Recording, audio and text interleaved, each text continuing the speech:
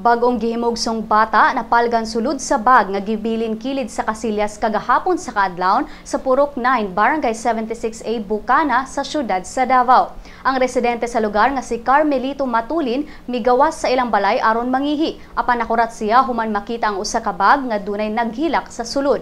Sa dihang giablihan ang bag, iyang nakita ang usa ka masuso nga babay nga nabulit pa sa presko nga dugo ug duna pay pusod.